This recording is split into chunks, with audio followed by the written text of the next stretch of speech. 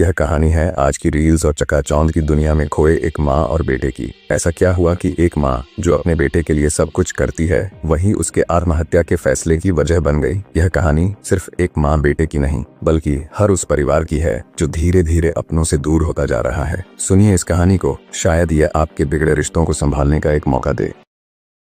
आदित्य जोर से बोला, माँ कब तक मोबाइल पर रील्स देखती रहोगी? मुझे भूख लगी है, खाना दो ना। माँ मोबाइल स्क्रीन से नजर हटाए बिना बोली, हाँ बेटा बस 2 मिनट में देती हूँ। आदित्य की माँ फिर रील्स देखने लगी। 8 साल का युवराज भी माँ के साथ बिस्तर पर लेटे लेटे रील्स देख रहा था। आदित्य ने खुद ही खाना निकाल कर खा लिया। आदित्य होशियार व समझदार छात्र होने के साथ खेल कूद में भी आगे था। अधिकतर समय माँ मोबाइल पर ही लगी रहती थी। स्कूल से आने के बाद कई बार युवराज और आदित्य स्कूल की बातें माँ को बताते, पर प्रिया ध्यान नहीं देती। वह मोबाइल ही चलाती रहती। खाना बनाते समय भी उसकी एक उंगली मोबाइल पर रील्स स्वाइप करती रहती और आंखें मोबाइल पर ही टिकी रहती। रील्स देख देख कर अब प्रिया ने भी रील्स बनाना शुरू कर दिया। धीरे धीरे वह घर के काम काज छोड़ अब रील्स बनाने में ज्यादा व्यस्त रहने लगी। आदित्य सोशल साइट्स का ज्यादा शौकीन नहीं था, पर कभी कभी मोबाइल स्वाइप कर देख लेता था। एक दिन ऐसे ही मोबाइल स्वाइप करते करते उसे अपनी माँ का वीडियो दिख गया। आदित्य हंसते हुए बोला, माँ अब तुम भी वीडियो बनाने लगी हो? माँ मुस्कुराते हुए बोली, हाँ कैसी लगी? आदित्य बोला, माँ सब समय बर्बाद करने वाली चीज है। आप इतना अच्छा खाना बनाती हो, टिफिन सर्विस ही करो, उसमें पैसे भी अच्छे मिलते हैं। माँ बोली, हाँ पर पैसे तो इसमें भी मिलते हैं। पर माँ आप ऐसे कुछ भी तरीके से वीडियो बनाने से अच्छा है कि खाना बनाने की रील्स बनाओ, कुछ लोग सीखेंगे भी। माँ बोली, अरे बेटा उसमें इतना नाम और पैसा नहीं है, वह कुछ लोग ही देखते हैं, लेकिन जो मैंने रील्स बनाई है उसे अधिकतर लोग देख रहे हैं। आदित्य चुप रह गया। एक शाम आदित्य स्कूल से आ रहा था, तभी रास्ते में युवराज दोस्तों के साथ धूल मिट्टी में खेलता दिख गया। आदित्य ने उसे डांटा और घर ले आया, पर घर का दरवाजा अंदर से बंद था। आदित्य ने कई बार आवाज लगाई, माम माम दरवाजा खोलो। माँ दरवाजा खोलते हुए गुस्से में बोली, क्यों चिल्ला रहा है? पता है ना मैं रील्स बना रही हूँ। आदित्य छोटा सा मुंह बनाए अपने कमरे में स्कूल की यूनिफॉर्म बदलने लगा, साथ ही युवराज के कपड़े भी बदले। युवराज बोला, भैया भूख लगी है। हाँ युवराज मुझे भी, पर माँ तो रील बना रही है, अभी बोलेंगे तो डांट लगाएगी।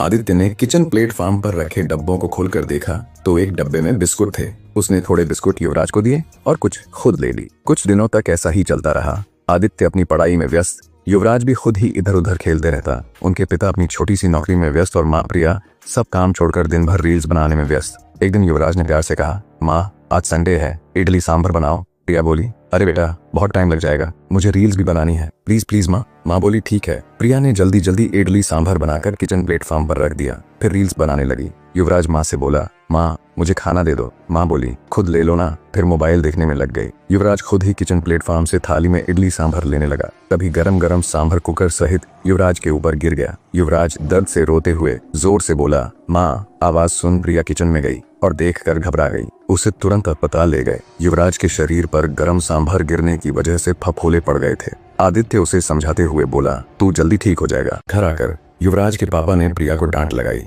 अगले दिन प्रिया ने युवराज के साथ भी रील्स बनाई, जिसमें उसे कई कमेंट्स मिले। उसके लाइक्स और फॉलोअर्स भी बढ़े। कुछ दिनों में युवराज भी ठीक हो गया। एक दिन रोज की तरह आदित्य स्कूल जा रहा था, तभी रास्ते में कुछ लोग उसे देख हंसते हुए बोले, देख इसके घर ही सेक्सी बॉम्ब है। आदित्य कुछ भी न समझा। स्कूल पहुंचा तो उसके दोस्त भी उसको देख हंसने लगे। आदित्य को आज सबका व्यवहार अजीब लग रहा था। एक 12th के बच्चे ने तो आदित्य को बोल भी दिया, क्या यार तेरे घर पर तो सेक्सी बॉम्ब रखा हुआ है, क्या सेक्सी डांस किया तेरी माँ ने? अंग अंग दिखा दिया, बोलकर हंसने लगा। ये सुन आदित्य को बहुत गुस्सा आ गया और उस लड़के से लड़ गया। टीचर्स ने दोनों को अलग किया और लड़ाई खत्म कराई। आदित्य का दोस्त बोला, देख तेरी मम्मी को ऐसी रील नहीं बनानी चाहिए थी, सब लोग गंदी गंदी बातें कर रहे हैं। ये सुनकर भी आदित्य कुछ न समझा। जब उसके दोस्त ने रील्स दिखाई तो उसकी शर्म से नजरें झुक गईं। वह जल्दी जल्दी घर गया। दरवाजा ठोकते हुए जोर जोर से आवाज लगाई, माँ कहाँ हो? प्रिया ने दरवाजा खोला और हंसते हुए बोली, देख कितने लाइक्स फॉलोअर्स हो गए मेरी रील्स पर। आदित्य गुस्से में बोला, माँ इतनी गंदी रील्स बनाते हुए शर्म नहीं आई? सब लोग कैसी कैसी गंदी बातें कर रहे हैं। माँ बोली, मुझे क्या करना किसी से? माँ तुमको कुछ नहीं करना, पर लड़के मुझे भी गंदी गंदी बातें बोल रहे हैं। माँ बेटे में बहुत बहस हुई, पर प्रिया रील्स में इतनी डूब गई थी कि उसको आदित्य की बातें बेफिजुल ही लग रही थीं।